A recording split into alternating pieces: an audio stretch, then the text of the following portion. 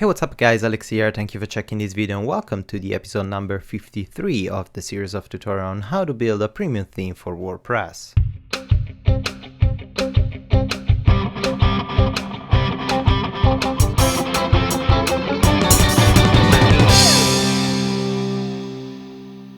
Welcome again. In this tutorial, we're going to continue the topic we started in the previous lesson. So we're going to code the actual widget that it's going to list our most popular post or our most viewed post. In the previous lesson, we created this custom meta key that it's incrementing the number of views every time a user accesses that specific post type. So now we have this value and we can use this value to retrieve all those type of posts and order them by the most viewed. So let's create a custom widget from scratch. First of all, let's copy this comment here to write a new section, and here we're gonna call this section popular posts widget. And let's create a new class like we did in a previous lesson, and the class is going to be called sunset popular underscore posts underscore widget, maybe everything capitalized. And this class, that is a unique custom class, you can name it however you want, it's going to extend the default WP widget class of WordPress. And here let's open the curly brackets. Before writing anything, let's initialize this class with the usual action that we already used. And the action, open the regular brackets, is the widgets underscore init. And the action has to be hooked to the specific function. And the function is the register widget, open the regular brackets, and inside the register widget we have to specify our custom class. And here let's put a semicolon at the end and semicolon at the end of the add action. I'm going pretty fast in this section, please don't be confused, but all these steps at the beginning are gonna be pretty similar to what I did the first time I explained how to create a custom widget. So I'm not gonna repeat myself too much. Just to speed up things, let's copy this initial part because the construct function of the class is pretty identical to what we already did. So let's use this public function construct and let's change just the class name and let's use sunset popular posts. And here it's gonna be popular posts widget, and the ID is gonna be sunset popular. I'm gonna repeat this word a lot today, popular posts. And here the name of the widget is sunset popular posts. Fantastic. And we're passing the variable widget options that we declare in the construct. Perfect. Now it's time to create the backend of the widget, the thing that it's visualizing in the backend in the list of widgets, and we have to give the user a couple of options. So first of all, let's create a comment to say that this is the backend display of widget, so we know what we're doing. Let's create a public function called form, and inside the form we have to pass the usual instance variable. This form, as I said in a previous lesson, is a default function of the WP widget class. So we're not declaring anything new.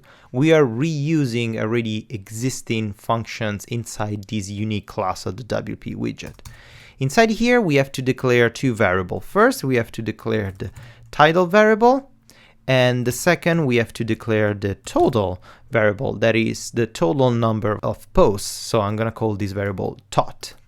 The title variable, we have to specify an inline if statement to check if the user actually wrote the title and if we're not dealing with an empty variable. So if exclamation mark empty, it means that if is not empty, and we have to check the instance that it's an array. So inside we have to access the arguments of this array with the square brackets.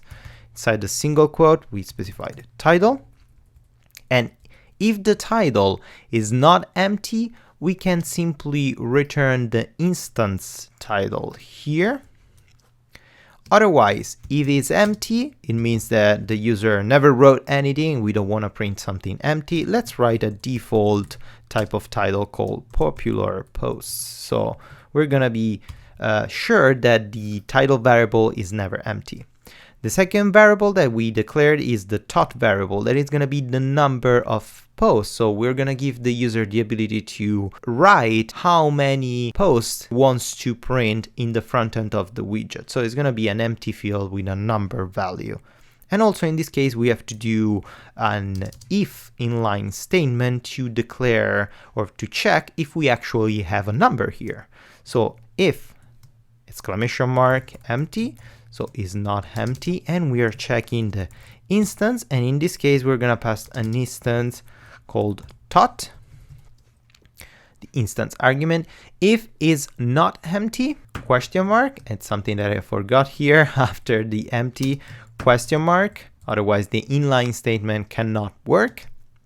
We're gonna return the instance tot, but instead of just returning, we're going to use a function of WordPress to sanitize it a bit, because we don't want to give the user the ability to write something that is not a number. So let's write this function that is absint, that stands for absolute integer, and this function converts a value, a number value, into an absolute integer. So a number that is 1 or bigger than 1 doesn't have any decimal, so it's not negative, not like 1.10 or whatever. Converts that into an integer number. If we don't have a tot declaration, the default value I want to be 4. And as you notice here, I'm not writing 4 in a form of a string. I'm writing as a number because this has to be an integer. Perfect. Now we have these two variables. Now we can build our form, what we want to print and what we want to show to the user in the backend. So let's create a output variable, and in this output variable I'm going to put all my HTML markup. So let's create a paragraph, and here let's duplicate this, and let's create another closing paragraph, and let's use the dot before the equal to concatenate this new declaration to whatever was already inside the output without overriding what we already have in the output. And then we can use this output to write whatever thing we want. So output dot equal single quotes, we're gonna write label for, and here let's interrupt the echo and let's concatenate a couple of WordPress functions. So first of all, we want to escape the attributes of whatever thing we're going to print. And inside here, I want to access a default function of the widget class. So I want to use the $this to say to this function, we are staying inside this class, in my case, the extended version of WP widget. And I want to use a function that is inside the class that is called get underscore field underscore ID.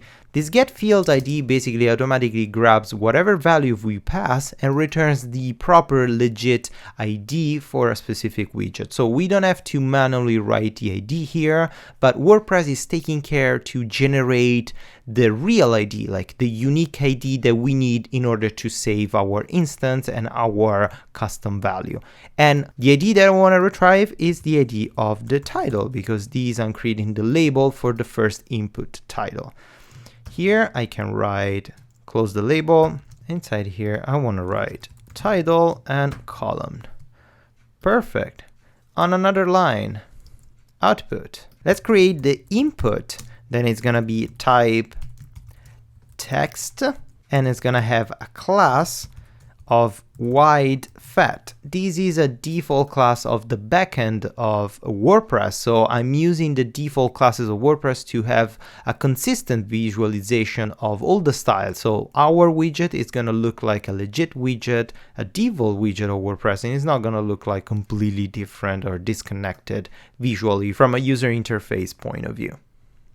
Here we have to declare the ID that is going to be identical to the for, because the label is connected to an input through the for that points to the ID of the specific input. So let's copy the for.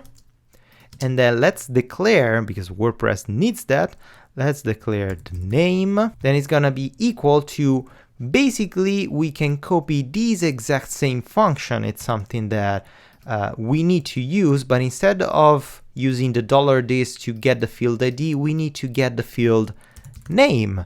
And also this is a default function of the WP widget class. The other value that I have to return is the last one, that is the actual value. So where everything the user wrote inside the title area. And here also we have to interrupt the single quotes, concatenate with dots, and escape the attributes of the $title variable that it's carrying, or whatever thing the user wrote, or our custom text popular posts. And this is great. The thing that I have to do, I have to basically duplicate this entire part again. Here, let's concatenate the first one. Let's remember to concatenate only the first output doesn't have a concat, a dot before the equal. Everything else has a dot. Here, we change the stuff to adapt all this entire section to the total type of variable. And in our case, we have to also change the type of input. So first of all, let's copy the tot. And let's change get field ID tot, and let's write number of posts. Here, change the input type to number, so we're gonna use the HTML5 type of input. The ID is tot, the name is get field name tot, and the variable is $tot. And that's it. The last thing that we have to do, we have to just simply echo the output variable that it's carrying all our custom HTML markup. So this is what it's going to be printed in our widget. And let's take a look, because we already initialized the widget with this function, so we can check what it's going to look like in the backend. Let's go back, let's access our backend, let's refresh the widget section in the appearance, and you notice in the available widgets, we have the sunset popular post. If we drag and drop it in the sidebar, ta-da! We have all our beautiful information. We have the title that by default we don't have anything, so it's popular post. We have the number of posts with the default number that we declare, and because we declare this type of input to be an HTML5 number, we also have the HTML5 automatically interpreted by the browser with this arrow to increase or decrease the number, and this is great. Now what we have to do, we have to create a function to update this value in a proper way. So let's go back in our text editor and let's keep writing our beautiful type of code. Let's write a comment and let's write update widget. So we know this section is to update all the information of our widget. Let's create, as usual, a public function called update. And here we have to pass two unique variables. The first one is the new instance that it's going to carry all the values that the user is saving, all the new values that the user is saving. The other variable is the old instance that we're not going to actually use, but by default we should pass it because this variable is retaining all the old values of what was before the user edited those values. So it's important to have those even if we're not going to use them. Let's open the curly brackets and let's first create a variable that it's going to call instance, and the variable it's actually an empty array. Inside this empty array we have to declare the first unique attribute, that the first unique attribute instance is going to be inside the square brackets, the title. And if you notice, we're basically going to do exactly what we're doing here. We are declaring these instances that we are accessing from the form, but we are declaring their values here during the update process.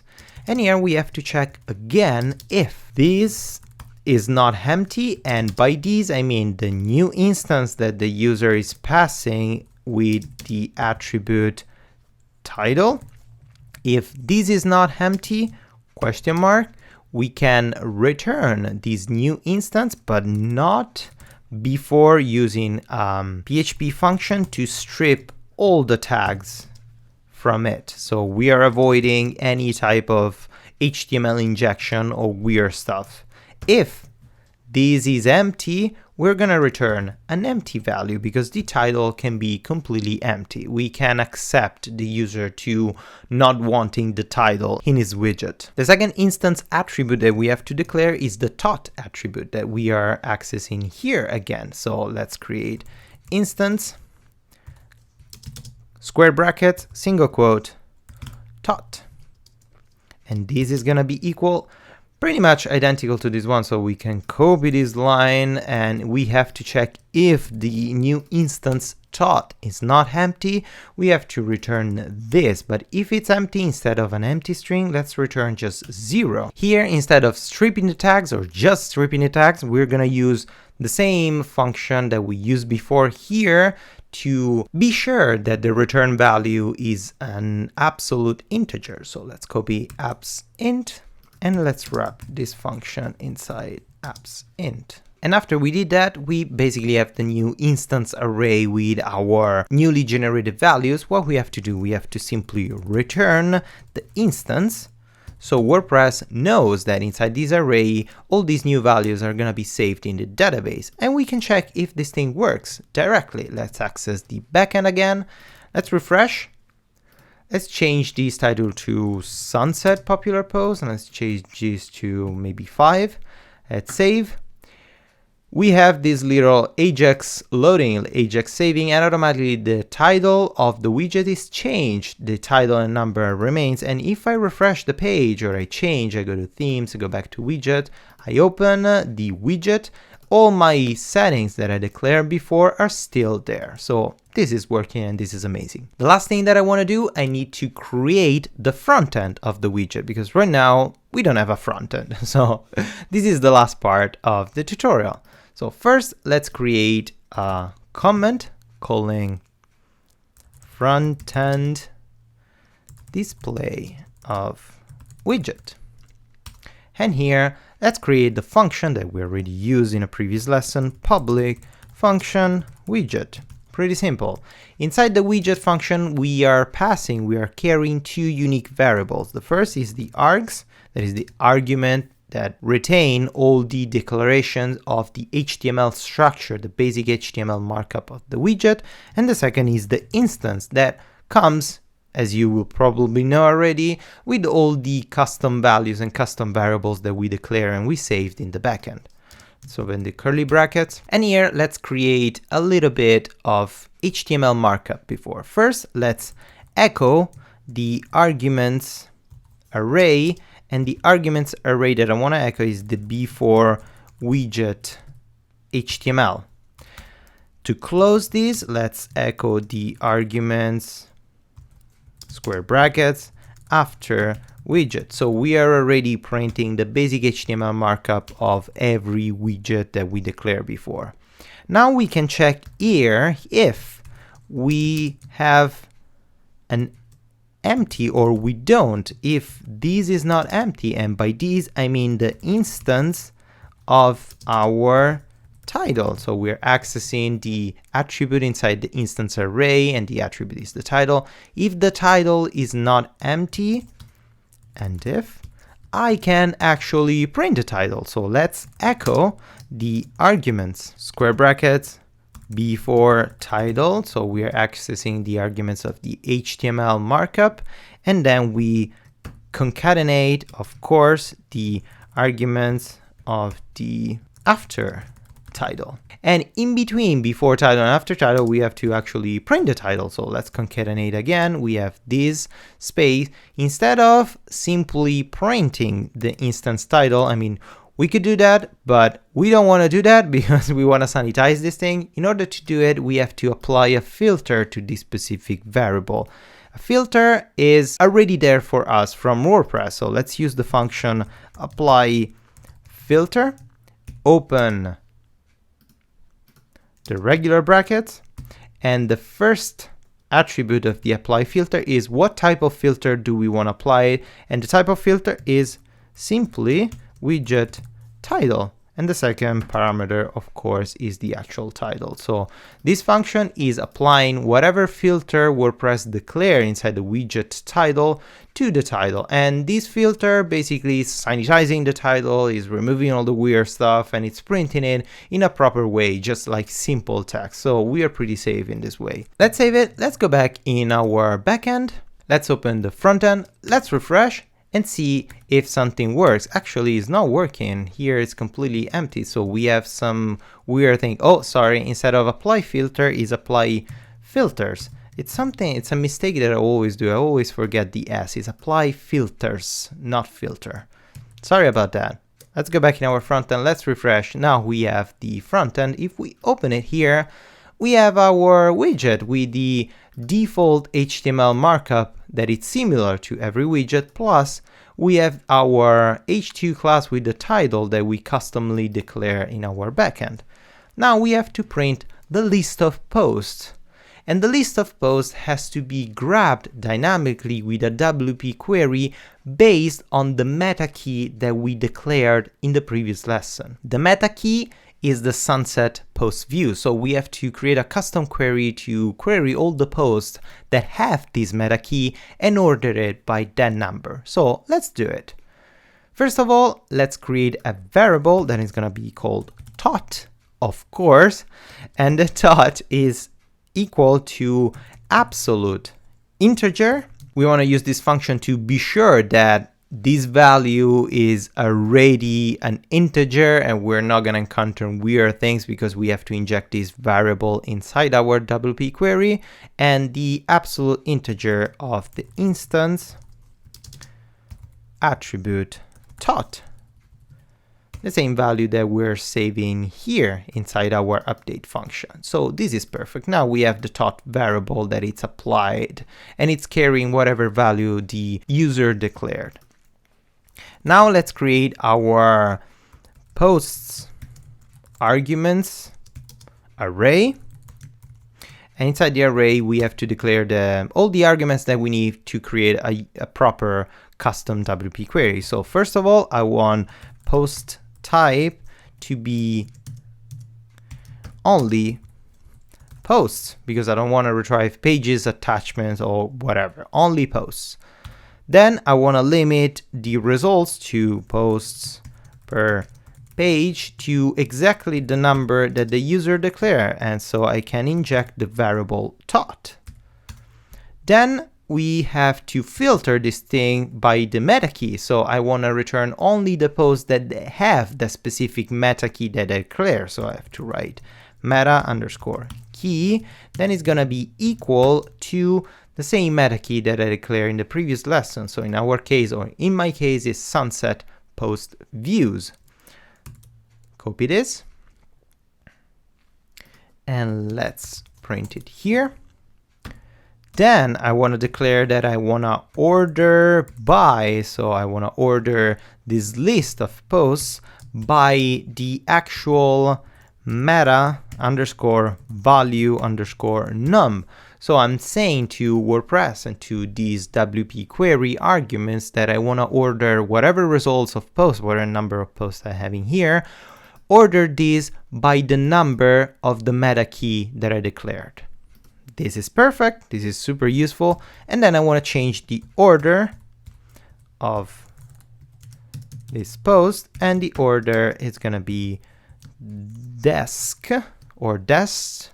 That stands for descendant, so from the bigger number to the smaller number. So 10, 9, 8, 7, 6, and so on, so on. Perfect. Now I can create my custom meta query. So posts underscore query is going to be equal to the new WP underscore query. And here inside, let's inject the posts args variable. Perfect. We have our post queries. Now we have to create a pretty common post loop that we saw multiple times in the WordPress 101 or also in this series. So let's check if the post queries or the post query have underscore posts And if we do, and if first, let's print, or let's echo order list. So we are writing a bit of standard and pretty simple HTML to order our results. Oops, UL. And then we're going to create the loop. So while our post query have posts, we're going to inject our post query inside the post. And then we're going to write and while to close the loop. And because we're injecting the post query inside the post, now we can access everything from that post. In my case, just as a test, I want to echo the list. And I want to concatenate inside this list the get the title of the specific post. Let's save it. Let's go back in our front end. Let's refresh. And we have an unexpected error on widgets on line 196. I wrote something wrong, 196. And if, oh, sorry, forgot the almighty semicolon. Brutal semicolon. Let's refresh. That's it. It's working. Let's open it. And now look at that. We have the gallery 2 and the Albert Einstein type of post. We are seeing only 2 posts, even if we declare a limit of 5, because these 2 posts are the only posts that in the previous lesson I accessed to generate the meta key value. So the function is returning only those posts that have a meta key value. If I want to increment and I want to include more posts, I can like load more and access different type of posts. For example, let's access the other gallery post format. Let's refresh it. Now we have the gallery post format. Of course, I access the gallery to like 9 times, I remember. This one is 2 times, this one just 1, so it's at the bottom. But if I refresh this page multiple times, I'm increasing the number of visualizations, so this should be slightly higher. Yeah, correct. The gallery post format now is above the Albert Einstein, so the ordering is properly working. So it's kind of pretty much it for this lesson. I know this is really streamlined, but this is another homework for you. So at this point, you should be able to style completely the widget like it is in the design file that you downloaded at the beginning of this series. With the post declare with the custom WP query, you can style this section however you want, because you can access everything of the post. You can access the footer image, the title, the content, tags, number of views, comments, the type of format. So you have everything you need to create a unique visualization of this post. Or if you want, you can totally not follow the visual of what I did in the design file. You can style these however you want, but I'm not gonna do it, or I'm gonna do it, but I'm not gonna record it because it's just standard HTML and CSS. So it's kind of pretty boring. And if you don't want to do it, no worries. For the next lesson, this code is going to be updated in the GitHub repo that you can download and you can be synced up in my same situation. So no worries about it. But if you want, or if you can, I strongly suggest you to try to create something unique and style it as you please. So it's pretty much it for today's lesson. I hope you enjoyed. If you did, please give it a thumbs up or subscribe to my channel. And if you want, you can spend a couple of minutes to check the support me page on my website, where you can find all different ways and methods to support me, support my channel, and help me to do better videos and better tutorials for you. Thank you again, guys, and until the next lesson, happy coding!